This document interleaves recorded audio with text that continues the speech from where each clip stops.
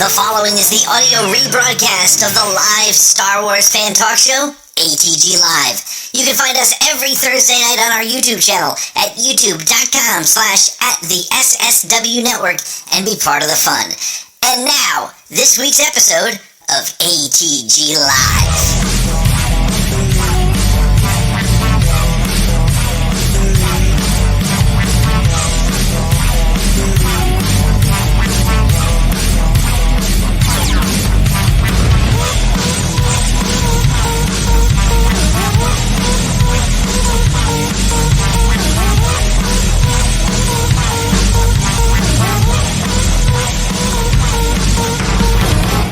Well, welcome to the all-new ATG Live, your Thursday night home for Star Wars news, conversations, and guests. And tonight we are joined by Heather Antos, but also, as importantly, I'm joined by my good friend, Nick Mielke. Nick, how you doing, buddy? I'm doing fantastic. I'm excited to talk to Heather tonight. I'm excited to talk about the news, Pete. There is a basket full of news stories that we're going to be able to dig into. There are. We went from a light news week to a heavy news week this week. What are we looking at? Well, obviously, that franchise that is clearly dead and continuing to die is hanging on to win multiple awards. So that's pretty exciting. That's right. And there's a new comic run on the horizon, and it's for somebody who is no Jedi. That's right. And Gina Carano has figured out how to make the workplace environment less awkward by it's almost like George Costanza when George gets fired in Seinfeld and decides he's just not going to leave. What better way to make the workplace environment not awkward than to try and force your way back into that situation? So we're going to talk about that for a minute. Yeah, that's nice. And finally, we're getting more news about the Mandalorian and Grogu movie, including a potential start date for filming.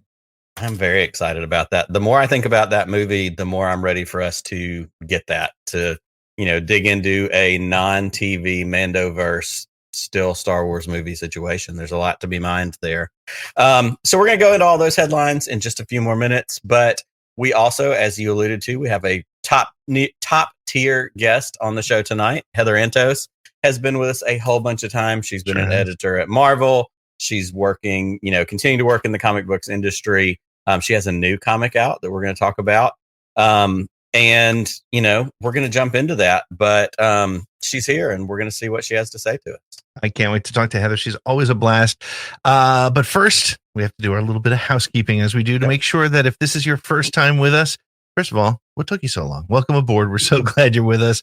Hit that subscribe button and hit the little bell because we do this on Thursday nights at 8 p.m. And sometimes need a reminder for Thursday nights.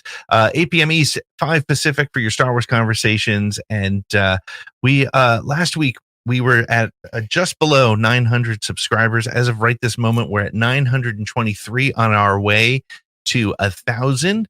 So thank you all very much for joining us. So during the show, make sure that you share this. See if we can get another 20 or so while we're there. Share it with all your Weird Space friends as we continue to push toward 1,000. And we have you to thank for that. Thank you all for hanging with us. Without a doubt. And speaking of hanging with us, you can find us on social media. We are still on Twitter at ATGcast. Let me get that right.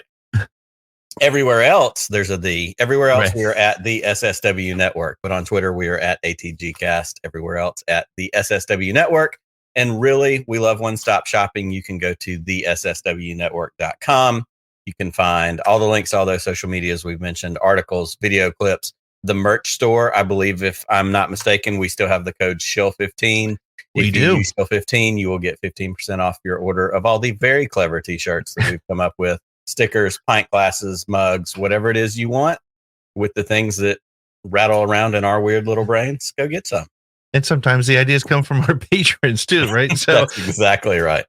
But while you're at that website, head on over there and you can join our Patreon program for as little as $3 a month. You can not only support some of your favorite podcasters, that would be me and Nick. You can also get access to exclusive merch. You can get a deeper discount on your purchase at the SSW Network store. But more importantly, you get to hang out with us when we do our celebrity interviews. This week, we talked to Rachel Leishman, and we had some of our friends hanging out with us while we talked to her. But you get that for just $3 a month. You can be part of the ATG family through our Patreon program. Absolutely. We would love for you to join us and be a part of that. And then finally, before we take a quick break and get to our news, we have to remind you about our voicemail line. This has become one of my favorite things we do every week, especially when we get tales from Enid, Oklahoma, which is basically the outer rim of the United States of America. And I think this week is no exception. So we would love to hear from you. Call that voicemail line 504-321-1501. Deep thoughts about Star Wars, shallow thoughts about Star Wars, any thoughts you have about Star Wars during the show, during the week, wherever you are, when it hits you, put that number in your phone, 504-321-1501. Leave us a message, and we probably will play it next week on the show. So much going on. So many headlines to get to. We have Heather Antos with us tonight. So first, we're going to take our first break of the night, but when we come back, we're going to hit the news. So we'll be right back with more ATG Live.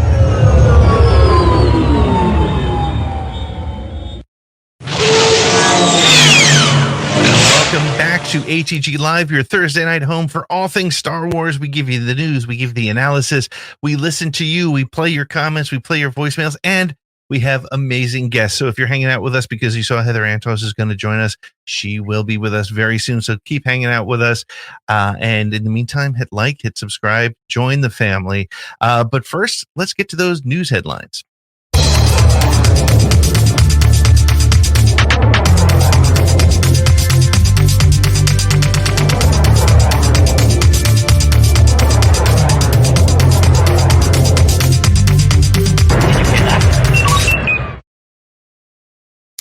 Star Wars wins big at the Saturn and Grammy Awards. It was a big week for Star Wars as the award season continues. First off, 2 Disney Plus Star Wars properties took home major trophies from the Saturn Awards. The annual awards given out by the Academy of Science Fiction, Fantasy, and Horror Films honored Andor with Best New Genre Series, and The Bad Batch, which will roll out its final season in just a couple of short weeks, won Best Animated TV series of special. In addition to the National Academy of Recording Arts and Sciences presented a Grammy Award to Gordy Hobb and Stephen Barton for the best score soundtrack for video games for the music that they created for EA Respawn's Jedi Survivor. Pete, we love awards. We love it when our Star Wars gets recognized for, any of the great work that they do. I'm going to play this game for just a minute during this segment. If you can rewind the clocks, you can award one of the major awards, Grammys, Emmys, Oscars, to past Star Wars projects. What are you choosing? What award are you giving out? This may be a controversial one, but I'm going to go with it because I'm a controversial guy. I don't mind saying things that will make people stop and think, but I would give an Oscar, or at least an Oscar nod, to Daisy Ridley for her work in The Last Jedi. I think Daisy did such an amazing job of capturing a wide range of emotions, from the sort of acknowledgement that she came from nothing to the weird feelings she was having for Kylo Ren, to dealing with Luke, to fighting with such a fury against Kylo Ren. She was brilliant in The Last Jedi. So I would give her an Oscar nomination. That's where I would start. How about you? Okay. Of course, knowing me and throwing a shout out in there, today is actually the maestro, John Williams' birthday. Yeah. Happy birthday to him. I would love to throw as many Grammy Awards as I can at him, but he has a bunch of those already. So I don't feel Isn't like it's like double digits. It's like 18 or something. I don't know what the number is. Yeah. He's not hurting for Grammys. But if I'm going with the second choice, honestly, I could absolutely throw Rogue One in a potential Oscar category. It's such a good movie, and I'm not going to say that we overlook it or that it gets overshadowed, because it doesn't. We talk pretty regularly about what a great movie it is, not just as a Star Wars movie. It's a great war movie. It's a great, it kind of takes me back to some of those war movies that we grew up watching, whether it's Bridge Over the River Kwai, whether it's, The Dirty Dozen. Like, it has that same feel of like, we're putting a crew together, we're going and doing a caper, and it's in the middle of a war. And it's just compelling from, start to finish. And if you don't have the context of it, the prequels before Star Wars coming right literally seconds after that movie ends, right, it's still a fantastic movie. So I think you could absolutely make the case for, potentially a Best Picture Oscar for Rogue One. I wish I could remember what it went against that year, but you're right. I think it's it's one of those, I feel like I say it every week, but there are so many Star Wars projects that have happened in the last, since the Disney era began, that I'm like, do we really need that story? Do we need to see Right. that movie? And every single time it blows me out of the water. Yeah, I would definitely love to see that for Rogue One, and even maybe a best actor for Diego Luna, because he pulled some really great stuff out of that movie. Without a doubt. It hits on all the right notes, and you can pull, even individual parts out of it. Absolutely. I could not agree more. Cool. Well, the Mandalorian movie is set to start filming this summer. Last month, it was announced that the next Star Wars film would be The Mandalorian and Grogu. The Mandalorian Grogu? Yeah, actually, we could call it that. But it is called The Mandalorian and Grogu, and is directed and produced by Jon Favreau, with additional production credit going to Kathleen Kennedy and Dave Filoni. Earlier this month, Film Production Weekly, which is sort of the inside scoop on all things happening in the film business, they said that the movie is set to begin production on June 17th of this year. A report also came on Wednesday that said that the film is officially slated for 2026 release, and the logo for the movie even seemed to appear online. Still not sure if that is fan-made art or not, but you know what? I'm buying it. I'm going with it. Ash Crossan, who's a friend of Around the Galaxy and a reporter for Entertainment Tonight, caught up with Dave Filoni at those Saturn Awards that we just talked about and asked him, so does this mean no season 4? To which the man in the hat said, there's so much spinning in the galaxy right now. You know me better than to commit to any one thing. So, Nick, I am going to say that this filming, if it does begin in just a couple months, I think that spells the end of season 4 for The Mandalorian. And I'll tell you what, I'm totally fine with that. I think that's the right move. I think that Disney Plus told the story perfectly. It ended perfectly. I've said it 1,000 times. The story ending with his feet up and his son playing in the pond just ended that story. So let's let the movies take it in a different direction. Nick, what do you see from this movie? What do you want to see from this movie? Keeping in mind that it's different from the Filoni-driven Mandoverse movie, which is still on the horizon as well. This is correct. And I think that that's a very key important detail. This is a Jon Favreau directed movie, if I'm not mistaken. This one's a Favreau movie. Yep. This is going to have Filoni fingerprints on it, but it's going to be, under the Favreau lampshade. That's putting out the light that we're going to see. I think that it has the opportunity to be maybe a little more mainstream. Maybe not quite as lore driven, quite as deep in the weeds. It's certainly going to have, things that Star Wars fans connect to. But when we saw the first couple of episodes, the first season of Mandalorian, that was very much us playing with our toys in the toy box, in the sandbox. I think that has the opportunity to be, a part of this coming back in there, bring in some, more of the OG Gen X fans of our age, while still including, some of the other folks that are going to come in along the way.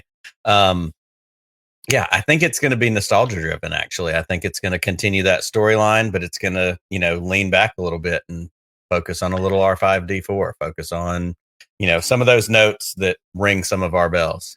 I'm with you. I think, and I hope that it is very much a self-contained story. I would love it to be kind of I don't know what the adventure would be, but sort of the adventure of the week kind of concept that we've seen in the TV show. But let's see that in a 2-hour movie. And I do think you're right. I think there'll be a lot of callbacks, but I also think that it may be an opportunity to also bring Grogu and Din Grogu and Din Djarin to a wider audience. And that's a weird thing to say because everybody's got the Baby Yoda shirts. You can't throw a cat in a Walmart without hitting one of those. But throwing cats in Walmart, by the way, great idea. Go do it. I'll do it. You didn't hear it from me. But I think, people who don't have Disney Plus, people who aren't religious about their Star Wars are going to go on a Saturday to watch The Mandalorian and Grogu, and it may be their first introduction to little Baby Yoda. So I think it's a great opportunity, and I'm really looking forward to it. So I think your setup is Zeb, Carson Teva, and Din with some version of, not Rangers of the New Republic, but there were those scenes in the bar. There was those moments of we're mopping up things. Like that's your standalone story is let it be driven by how is he working with these guys who have helped him out somewhere along the way. Agreed. Excellent. Well, we're going to keep this moving right along. Ahsoka is force jumping from the TV into the comics. Earlier this week, Marvel Comics announced that Ahsoka Tano, fan favorite and favorite of ours here, will be getting her first ever solo run in comics with the release of the illustrated adaptation of the Disney Plus series that was just on this fall. The 8-issue set will retell all 8 episodes of the live action series. This was the series itself was an extension of Star Wars Rebels. It will be written by Rodney Barnes with art by Stephen Cummings and George Gianti. I hope I get that name right. Gianti. All 3 of which have a pedigree in Star Wars books, including The Mandalorian, Hidden Empire, and Mace Windu, just to name a few. The first issue is slated to be on shelves in July.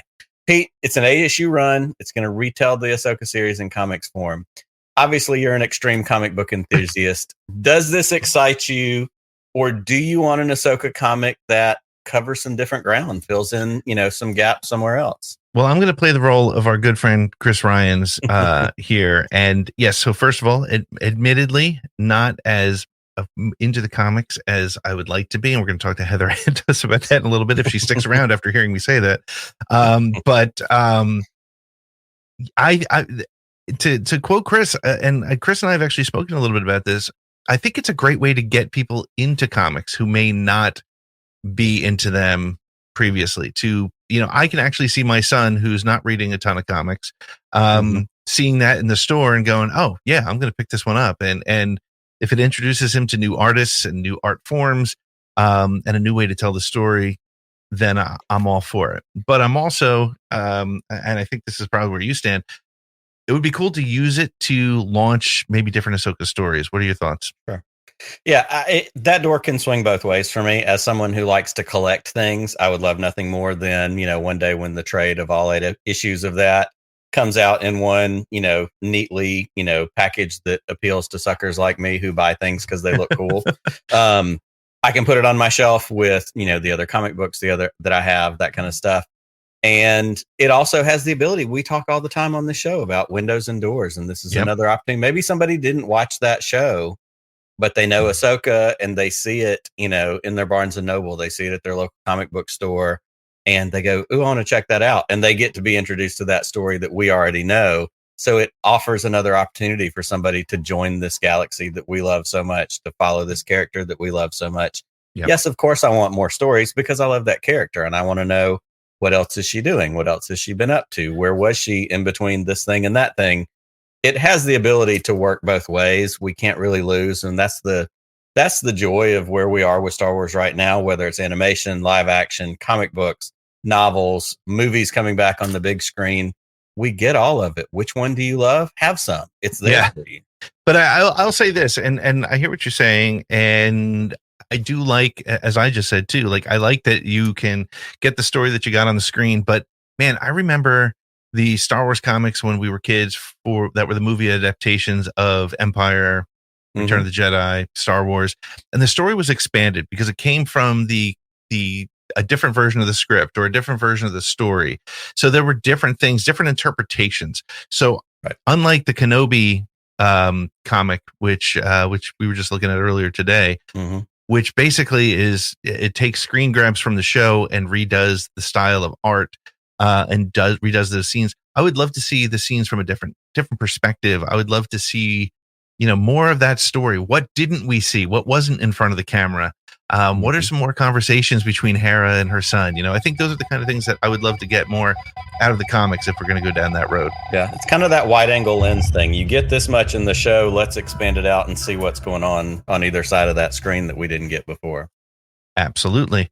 Well, we got another headline here, and it is that Gina Carano is suing Disney and Lucasfilm.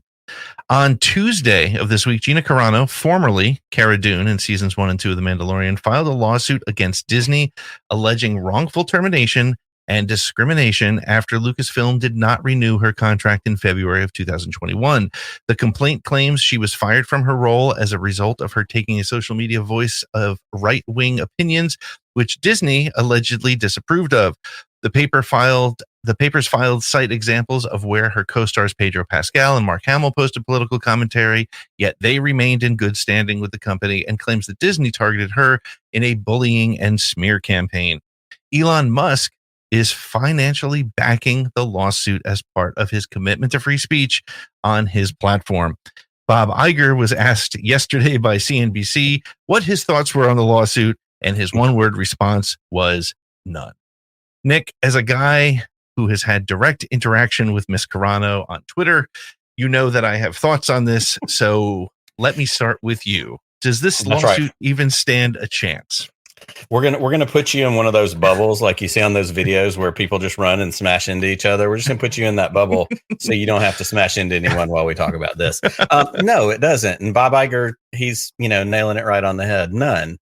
It's a right to work state. She was not fired. Her contract was not renewed. Like, there are so many of those little salient details of this story that, get sensationalized when Elon Musk gets involved, when, certain political factions who want to drive this narrative and push this story farther along get involved. I think, and I've seen it in the chat, somebody said Gina needs to sit down. Somebody else said this is going to get thrown out. I think that's exactly right. I don't think there's a court case here. I don't think there's something there.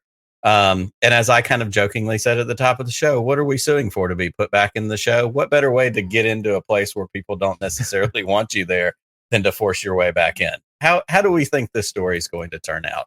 I don't think there's a case here. I don't think it's going to get anywhere. I think it is a modern day way to leverage the court system for pure PR and to push the same exact narrative she was attempting to push in social media to begin with, but this time on a larger stage. And honestly, while 1.8 million people read the tweet that she threw at me over in the fall, this has been picked up by every major publication because now it's a Disney story, it's a Lucasfilm story, it's an Elon Musk story. And somebody was saying to me on Twitter just yesterday, do you really think Elon Musk would do this if he didn't think he would win?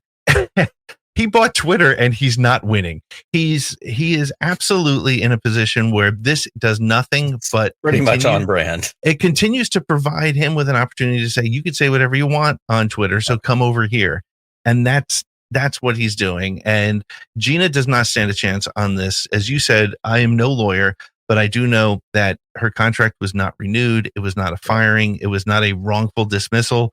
And I am certain, having never read a Disney actor contract, I am sure everything has been buttoned up from top to bottom. I mean, you can't work at your local Dunkin' Donuts without having some sort of an out clause available because of your behavior. So this is, and again, whether you agree with her or not, the fact remains Disney did not want to work with her based on the shitstorm she was creating and opted out. And that's what happened. This was purely an opt out from Disney. This was not a smear campaign. Yeah. Well, and let's just look at something you said just gave me this tiny little light bulb moment.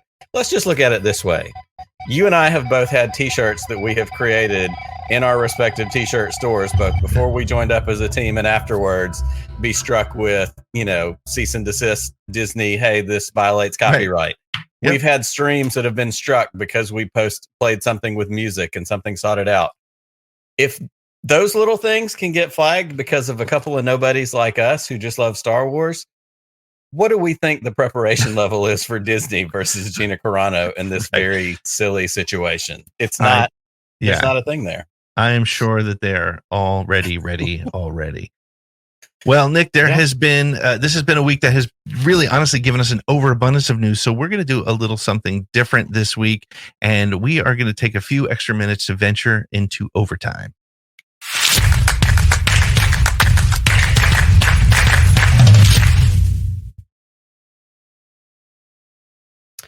Well, as you said, there were so many stories we couldn't keep it just to one. So we're going to kind of speed round a few more things. There was an article earlier this week. Wes Chatham, who played Captain Enoch in Ahsoka, talked about his character. He talked a little bit about hints for season 2 of Ahsoka. He said, you know, of course I wanted to do Star Wars. And there were those moments of being offered the job, wasn't sure what it was going to be. Let me take a look, let me whatever. But he told his people, he said, here's the deal. I'm going to get out there. They want me to come read and do a costume fitting. He said, as soon as I see stormtroopers walking around, he's like, I'm not coming back. Like, I'm going to be there. And he made a really great point. He was one of the only characters, or the only character that Thrawn introduced to anyone. This guy's coming back. There's going to be Captain Enoch in the season 2. That's exciting. He'll be coming back. But I'm Arthurian thing. But let's go. My hot take here is, man, he's a weird looking stormtrooper. It's weird. I still can't get past it. I try. I know everybody loves it, but hey, it gives me Sons of the Harpy vibes from Game of Thrones. That's what I keep coming back to. It's bizarre. Donald Glover was doing the rounds for his Netflix show, and he said that yes, the Lando movie is still being worked on, and he's out there doing it for the love of the characters and because his kids love Star Wars, and he's doing it with his brother, and he says he's got control over it. And, you know, to hell with everybody who says that Kathleen Kennedy's putting her fingers in everything. I don't think Donald Glover is going to take these steps into this role, into this as a film, unless he's going to be able to do what he wants. He's one of those silent, strong, figures in Hollywood. He's got a lot of pull, and I don't think they're going to mess with that. Not at all. And he even said, he's like, I'm doing this for several reasons. He said, I love the characters. He's like, and my kids like Star Wars, and he's a dad and he's got young kids. And guess what? Dads will do things their kids want them to do. You and I can both attest to that. This is true. So, this is true. Why not jump in and keep going? Bad Batch is coming out. Season 3, the final season, is dropping in, I guess, just a little under 2 weeks from now. Yeah. Rotten Tomatoes today had a little bit of a sneak preview for season 3. We get a little 1-minute clip of oh crap, why am I blanking on her name? It was Omega. Omega coming to talk to Crosshair, and they're locked up. They're in, assuming, Mount Tantus, because that's kind of where we saw them at the end of season 2. And she's talking to him through a grate. There's this moment about, we need to try and escape, and he says, you need to give up, and it's just that emotional whatever. It was a great scene. The thing that stood out to me was she had a moment where she said something to him, and the camera cut to his hands, and his hands have a little bit of a shake, and it has that little feeling of, is there something going on with his, clone, physiology? Is it a little bit of a PTSD thing and the regret from his brothers? There's going to be some emotions, and I think that's where I'm coming at with this, is this show's going to get heavy here in this last season. Yeah. As I said on Twitter, somehow I watched that and somebody started cutting onions. I mean, it was strong. Finally, Empire Magazine teased on Twitter today, just simply with a black starry background and in the Lucasfilm teal and the famous a long time ago font. They just basically said, hello there. And then the promise of tomorrow at 4 p.m. Greenwich Mean Time, which means 11 o'clock East, 8 a.m. Pacific. They're going to be dropping something. We got 30 seconds left, Nick. What's it going to be? My speculation is it's a 25th anniversary Phantom Menace special edition mega, interviewing all the cast, all the people, all the behind the scenes, bring them in, give us a big issue, just because we don't normally get shows in Obi-Wan season 2s announced from Empire. But hey, why not try? I think I'm going to go out there. I'm going to say it.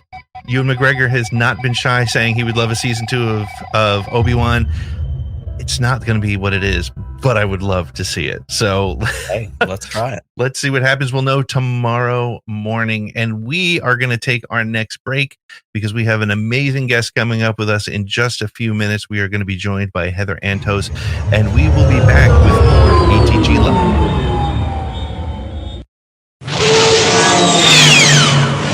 Welcome back to ATGLive, your Thursday night hangout for all things Star Wars news, conversation, your comments.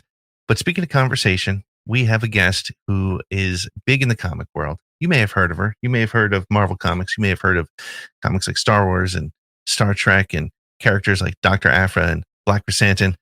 She's played a little bit of a role in that. So let's get to our Force Connect with Heather Antos.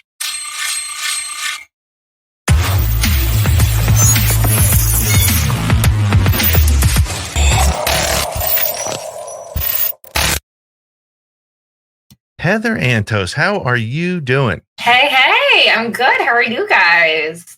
Excellent. Always glad to see you. Yeah, it was funny watching that ad that just rolled through, getting to see the various hair colors I've had and the different times I've appeared on this show. Right. I've been on here a few times now. You're like a regular. Right. If nothing else, this show exists to be like a high school yearbook where you can just flip through all the different versions. Yeah, this is your new era's situation. Is this podcast? Right. I love it. Awesome. Fantastic. Well, we're glad to have you here. Because we're such good friends, we're fans of you. You've been on with us a bunch of different times, but we may have some folks tuning in tonight who don't know Heather. Give us a quick rundown of who you are, what you do, all that fun stuff. I mean, you did a pretty good job. I make comics. If you read comics, I've probably worked on some of them that you read. This year marks my 10th year in comics professionally, actually. And yeah, I got my start launching the Star Wars #1 and everything at Marvel 10 years ago. And since then, I've gone on to work for various Image titles, Valiant. I'm currently with IDW, where I work for that other Star franchise. I think we'll talk about that a little bit later. Yeah. But yeah, I've worked on just under 700 comics in my career. Holy cow. That's the problem. That's why I don't read as many comics, because there's too damn many. You've got 700 yourself. That's right. I don't sleep a lot, though, so like it's fair enough. Yeah, it's kind of a trade-off situation. That's funny. Yeah, we mentioned at the top that you worked on Chrysanthemum and Dr. Aphra and a bunch of others. Was it Ryan Johnson? Who is it who said they loved the way you interpreted the beeps for the droids? That was that was a while ago. But anyway. Yeah, we'll call it Ryan Johnson because why not? Say Ryan Johnson, yeah. Who's going to check? But who's your favorite Star Wars character that you've? I love that Jabba mug. That's amazing. Not for you guys. Yes. Which character that you've been a part of? And let's call it an original character that you that didn't exist before. That which character do you take the most pride in and you're most excited about? I mean, anyone who knows me or has spent 2 seconds on my Twitter probably knows, in the Star Wars universe, it's definitely Dr. Aphra.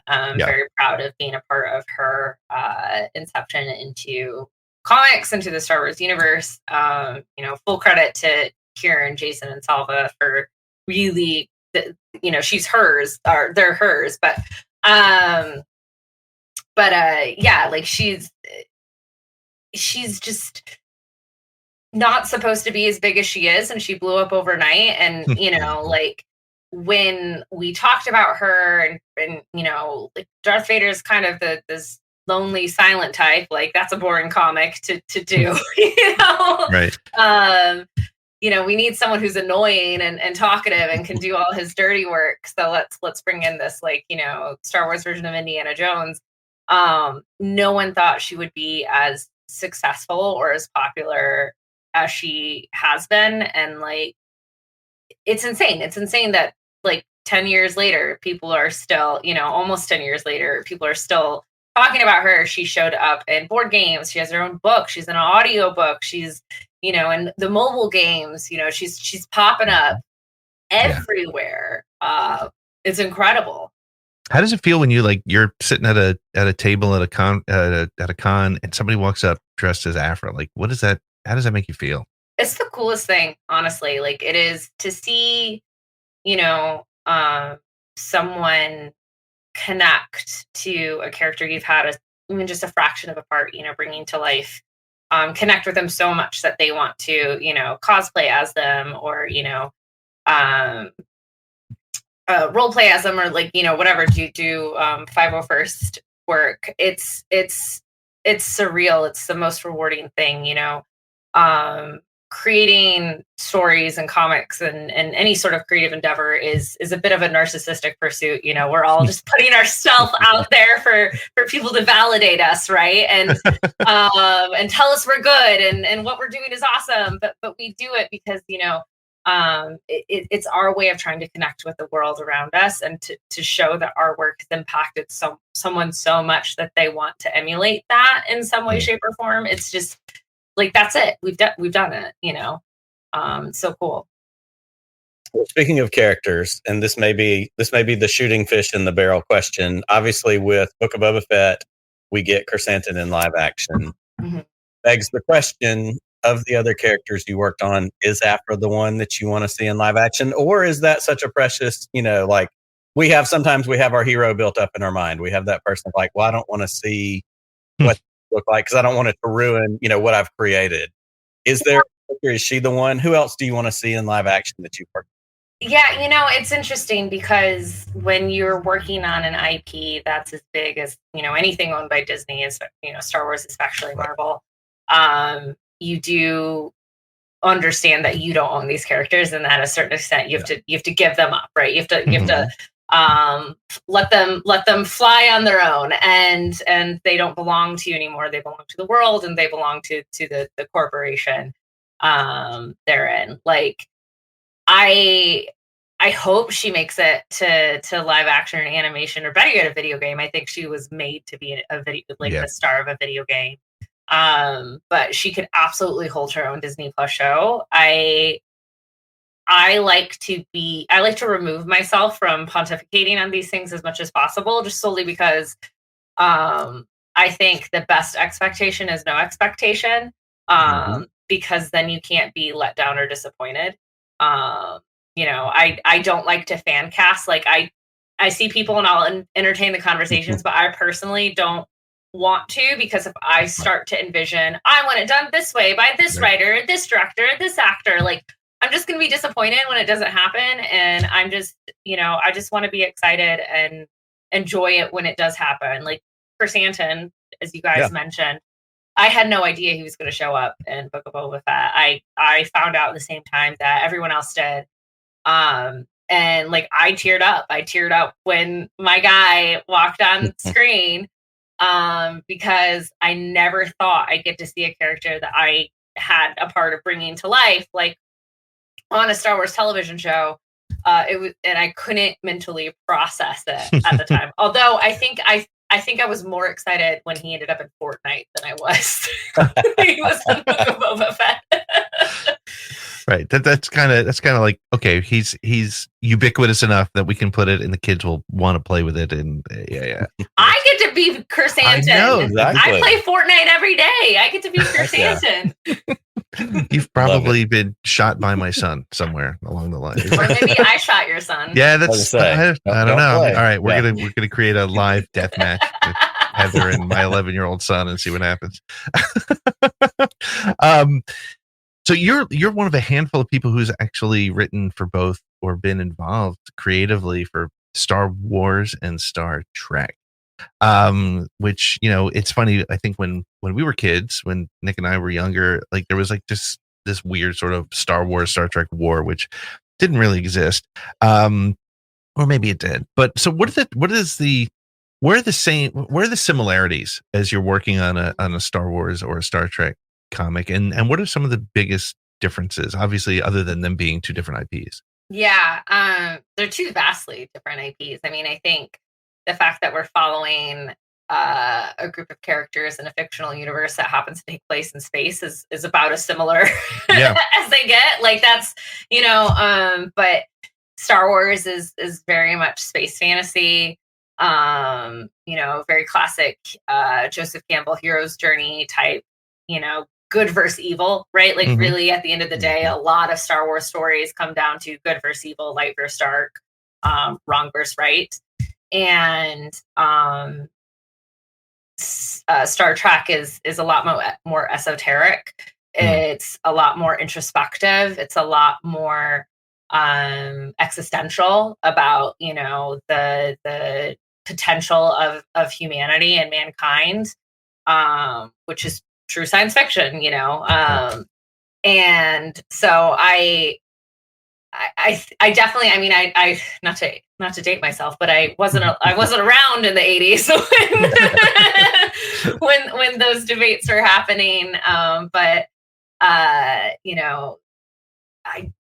they're just both franchises that take place in space. Like, that's kind of it. The science tends to be more real in Star Trek. They have an actual astrophysicist that checks everything. Oh, really? In house. Yeah. Even the comics, to have everything as space accurate as we possibly can have it.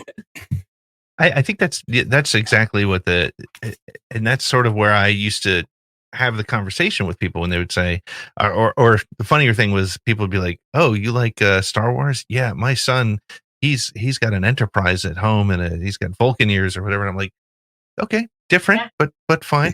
But the science fiction is actually such a different genre, which is why I think, like, honestly, when I look back at some of the old EU novels, for example, in Star Wars, I wasn't a big fan because they were great sci-fi novels, but my brain wasn't like, I wasn't in a sci-fi mindset, and it felt kind of a weird place for Star Wars. And I think that's where, in some of the, I won't do any specific call-outs, but some more recent interpretations, as we start to spin out from just solely the films, and even some of the recent films, that they do touch on a hint of more sci-fi than just fantasy. And it's when they brush up against the sci-fi elements that I'm just like, this doesn't feel, not that it doesn't feel right, but it's just not. It's just like we're kind of skirting the outskirts, the outer rim, if you will, of what Star Wars is. But there was a time, I think I'm the only comics editor who's ever worked on Star Trek and Star Wars at the same time.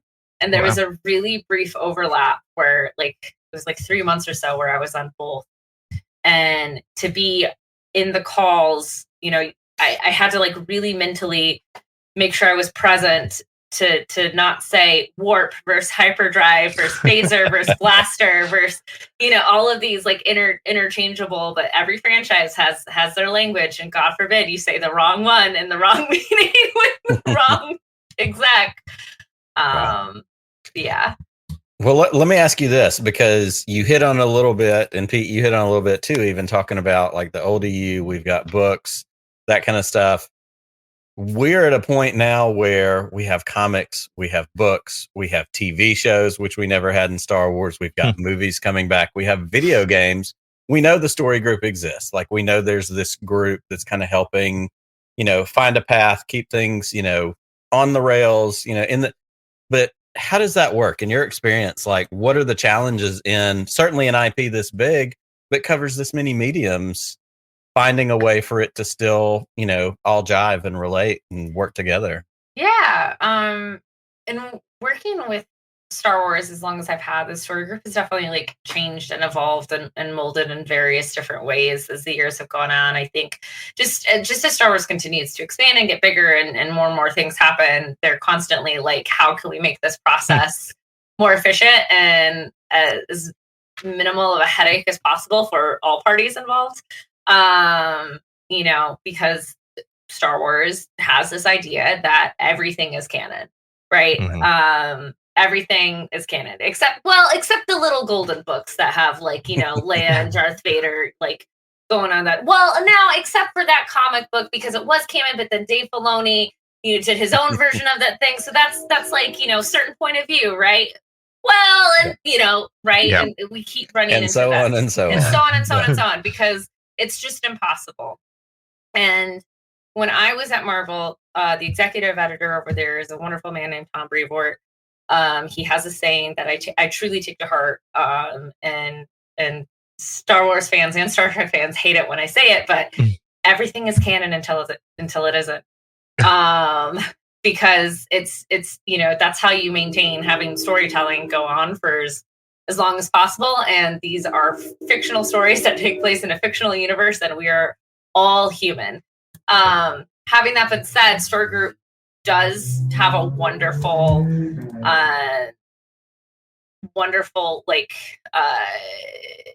working relationship with all of its partners. It used to be everyone in Story Group had to read everything that came through from every single partner, which was impossible. And then they kind of branched out where, like, this member of Story Group oversees all of books, this member oversees all of comics, this member oversees all of games, and so on and so forth. And they would meet and talk about all the stuff that's happening, and then go back to their, like, their different licensees. And I think it still works in some sort of similar fashion, but I mean, it's anyone outside looking in, I think it's pretty transparent films are the most canon, then the TV Sure. shows, then the games, then the, books, comics, like blah, blah, blah, all the way down. And, people are human, like that's the thing. All of this stuff is getting made at the same time constantly. And it's chaos down here, Tom. Well, it allows, Sorry, it creates arguments, and which keeps the conversation going, which honestly, it's not until the arguments get ugly and weird. It's good to have these conversations. It's good for the fandom to keep doing that. Well, and I was even going to throw in there, just on the same but opposite side of that coin, we also have to remember sometimes that these are all different forms of art, and art is nothing if not subjective, and the ability not only to have an argument, but also to have an interpretation and to be able to look at it and go, okay, I read a comic different than I watch a TV show, different than I watch a movie. Right. And as I often like to say, and this is an argument I would get in with Story Group all the time. Looking at you, Matt and Pablo. No, they a lot of times when working with various IP, and this isn't just Star Wars, but they'll have this rule of, you can't have hyperbolics. You can't have first, last, most, greatest, least, right? You can't have a character say, well, this is the fastest ship in the galaxy. You can't say that, because if you say that, well, then that's canon, right? And now we have to be beholden to that. A character can't say, well, this is my first time I've ever had a taste of blue milk, because then that's canon. And for me, I'm just like, how many times has Han Solo said something that was like totally hyperbolic and not true? Yes. Right? How many times has any human being said something that's like a stretch of the truth, right? And so I'm kind of that same mind where, if we're reading these through the perspective of these characters, this is their canon. This is their canon. This is their truth. And that's how I personally sell the whole Dave Filoni changing the whole Order 66 with Kanan. Right. That whole thing. I'm like, look, our memories evolve and change as we get older. We process our traumas, and we live with the way that we can cope with it. Yeah. Without a doubt, Han Solo's Twitter bio says prone to hyperbole right in the bio. Exactly. Well, we speaking of hyperbole, we do have the best audience of all the Star Wars shows out there, and we do have a couple questions. Let's just pick one question to throw to Heather from our group there. We have Ramsey Hassan says, big fan of your art posts on Instagram. How has your creative endeavors influenced your editing and vice versa? Thank you. First of all, thank you so much. They keep me sane. No, it's funny. It's still a bit of a secret to a lot of the people I work with that I draw, which I find hilarious. But I've been drawing my entire life. I've been writing my entire life. I just during the pandemic, I think with us all not being able to go out and socialize, I started posting more and like really tracking my progress through digital art on social media. And if anything, I think it's helped me garner a better relationship with the talent that I work with, just because they see that like, oh, I actually know their process and understand what they're going through, and I can speak their language. Selfishly, it also helps me do my own art edits, so I don't have to wait for someone on production or wait for one of my artists to turn around art edits. I can do them myself. So if you have picked up some Star Wars comics, you have actually seen some of my art corrections in there. I've fixed many a droid. And it's a nice, for me, it's a nice wind down at the end of the day to use a different part of my brain, because when I am problem solving and critiquing story and reading scripts, it's a lot of critical thinking and processing information constantly. And so to wind down at the end of every night, just with like, Parks and Rec on in the background and, just drawing, I don't have to think. And it's very therapeutic. That's awesome. That makes a lot of sense. I love that. You have a couple of projects on the horizon. You were just tweeting about a couple things. Tell us specifically about she's running on fumes. I'm curious about that. Yes. And then also tell us where people will be able to find you, because I know you're doing some touring of different shows too. But let's start with this. It's a Comixology exclusive, right? Yeah, it's a Comixology exclusive. So She's Running on Fumes is a partially autobiographical comic by Dennis Hopeless. Dennis Hopeless wrote Spider-Woman for Marvel. He's written X-O Manowar at Valiant. He's written a bunch of stuff. Sea Stars Image. But this is a comic that is all about his mom learning how to chop cars when he was a kid to get out of an abusive relationship. And it is one of the most heart-wrenching, beautiful stories I've ever had a chance to work on. I was so honored when he asked me to be a part of such an intimate story of his life. It's hilarious. It's very heartwarming. And you know, the most insane parts of that story are true. So if you read the comic and you say, this absolutely didn't happen, I guarantee you that's one of the moments that was real. Tyler Jenkins, Hillary Jenkins' art on it is stunning. They're beautifully watercolored pages, all done by hand.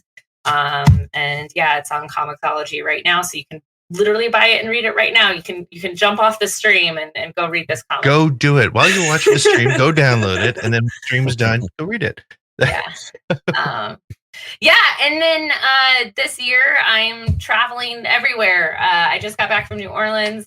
Literally next week I'm going to be in Vancouver for Fan Expo Vancouver. Next month I'm going to be in Toronto. And then after that, I think I'm in Cleveland. But I'm touring all over the country this year to various Comic-Cons. So if you see me talk about one coming near you, please come say hello. Have a bunch of comics, have a bunch of art. That's fantastic. That's outstanding. And I'm going to throw one more question from the chat because I can. This is from Brian. Brian said, Heather, are you going to start selling your Eras Tour artwork as prints? And as someone who just yesterday joined your Taylor Swift Discord as a Gen X Swiftie, I have to say, y'all, if you're into Taylor Swift and you like comics and art, Heather's your one-stop shop for all of that. Yes, I do have them as prints. I am selling them in person at the conventions that I'm at. But if you are interested in them, I don't have my web store up yet. Hoping to get that around to that sometime this year. But DM me and we can work something out. So, well, Heather, it is always a pleasure to get to hang out with you. It's always so much fun. We're such big fans of everything that you do. Thank you for always being with us, hanging out with us. And on behalf of everybody that watches the show, everybody that gets to interact with you on Twitter, you're so fun. You're so great to interact with people who aren't being jerks. So the jerks can go pound sand. Everybody else is always excited to get to hang out with you. So thanks for being here, and we can't wait to see you again soon. Thanks for having me, guys. Take care. Always. Thanks, Heather. And we'll be back with more ATGLive.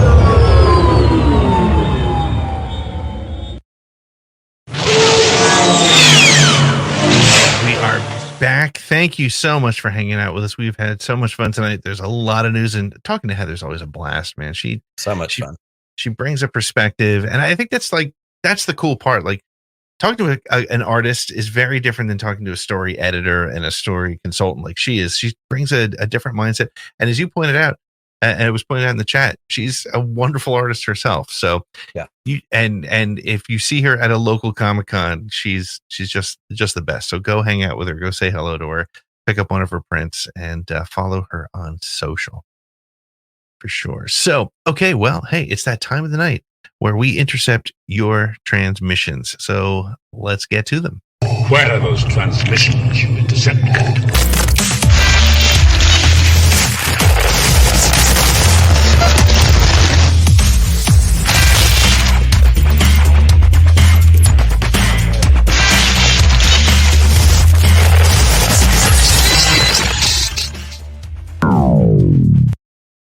Producer Lloyd in the house. Director Pete also in the house. How are you? What does that make Nick?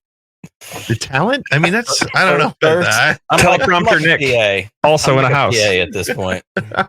I'm getting demoted more all the time. I'll be in craft services by next week. Well, Lloyd, thank you for hanging as you always do. Thanks for all the hard work you put into the show every week. And I do know click those buttons with zeal. you know, nobody hits a mouse click like producer Lloyd. I know you've been watching the comments, but I also know we got a couple of phone calls. So do you want to you want to hit us with those first? Yeah, here we go. Hey, fellas, it's Matthew again. Hey, I thought I would give you an update on my random asking people about Star Wars. I was at my son's taekwondo last night. I went outside to take something to the car, and I seen a guy getting out of his car next to me. So I asked him, I said, anything about Star Wars? He goes, yeah, a little bit. I said, what's your favorite character? He goes, he thought about it for a minute. He goes, the guy with the ice cream machine. And I'm like, what guy with the ice cream machine? He goes, the guy with the ice cream machine. I've seen him doing the run. I'm like, are you talking about Wilrow Hood? He goes, yeah. So I guess he loves Wilrow Hood from Empire Strikes Back. That was random. I didn't expect that. But, side note, my son's taekwondo studio is next to a liquor store. So the guy was going into a liquor store. Maybe that explains a lot. So, hope he's happy. Have a good day, guys. Talk to you later. Bye. I got to make a trip to don't Enid. even know what to say. I mean, as someone who's a fan of Empire Strikes Back and liquor stores, like that call hit me in my sweet spot. I'm just going to say, totally working. Are you sure you don't live in Enid, Oklahoma? I was going to say, are we sure I wasn't the guy that likes ice cream machine guy in liquor stores? I don't know. We don't know for Can sure. neither confirm nor deny. You can book a Disney cruise and get a $400 ice cream machine. The Camtono? Star Wars lounge. Yeah, absolutely. You can. Maybe we Saying. should. Just a GoFundMe. We'll get that going. $6,000 cruise. What's another 400? I guess. I mean, if you're in for $1, in for the rest of the dollars, as the saying goes. But it's rechargeable with CO2. So, all right. What else you got? We got a call from Andy Hodges. Oh, Hey, Pete and gang, this is Andy, aka One Hat Town, and I have two what ifs for you. I think the most obvious what if that I can think of Star Wars is what if Luke and Leia were with who they ended up with? What if Leia grew up on Tatooine and Luke grew up on Alderaan?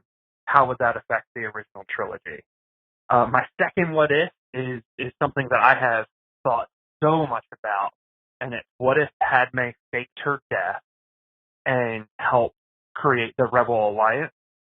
I think that even works in canon because Leia has memory of Padme, yet, only saw her as a baby, and lost the will to live is a pretty weak excuse for her death. So, what if Padme was out there? What if she was leading the Rebel Alliance from the shadows and every so often checked in on Leia? Thanks so much for taking the time to listen to these what ifs, and I love the show. Keep up the great work, guys. See ya.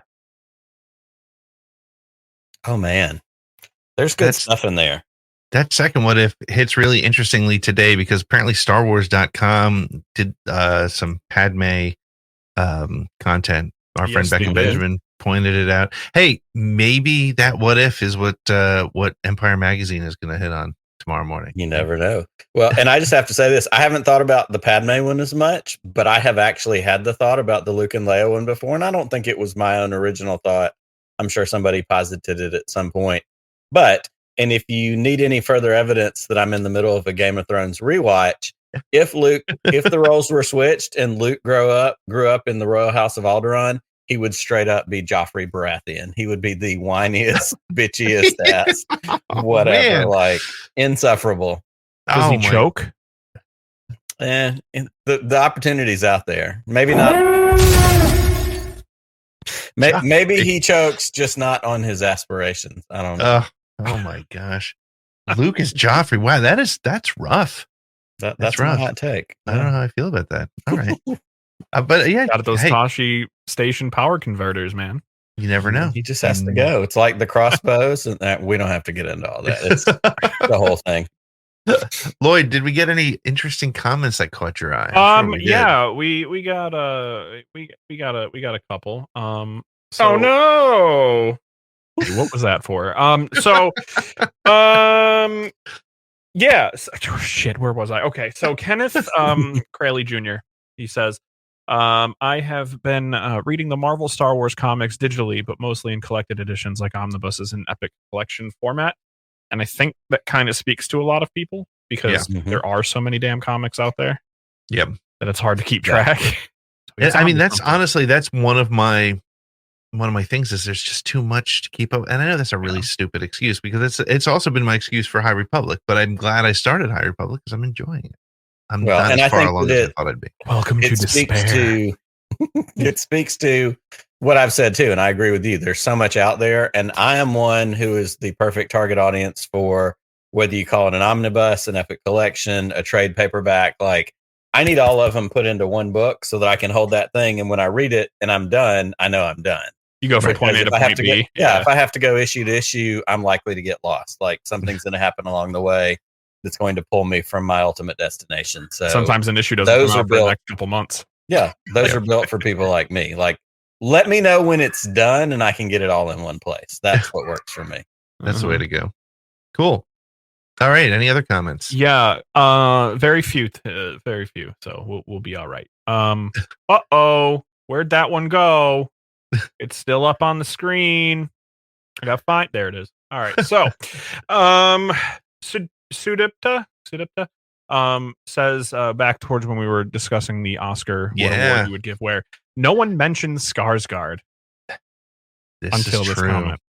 This is true, and I think this is in reference to Andor during his monologue. Yep. And I got to tell you, that sold me.